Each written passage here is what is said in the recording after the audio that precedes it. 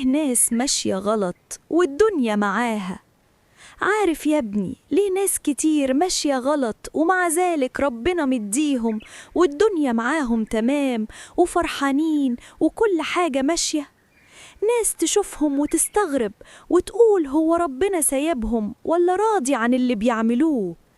الحقيقة إن الإجابة موجودة في آية واضحة جداً، ربنا بيقول فيها: فلما نسوا ما ذكروا به فتحنا عليهم أبواب كل شيء. خد بالك من المعنى كويس، ربنا ما قالش عاقبناهم ولا قال ضيقنا عليهم ولا قال أخذناهم، لأ، قال فتحنا عليهم أبواب كل شيء. يعني الدنيا تفتح والفلوس تزيد والراحة تكتر وكل حاجة تمشي عكس اللي الناس متوقعة. وده اسمه استدراج، يعني ربنا يسيب العبد في اللي هو فيه ويديله من الدنيا لحد ما يفتكر إن ده رضا ويفرح ويطمن وينسى إنه محتاج يرجع.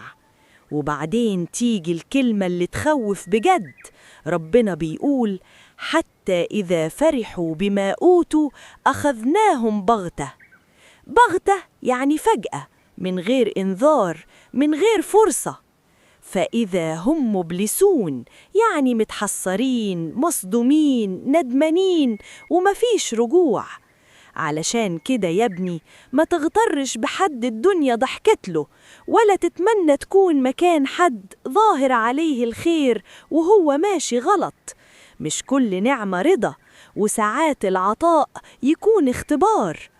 اللهم سلمنا وأعنا ولا تستبدلنا، واجعل عطاياك لنا رحمة مش استدراج.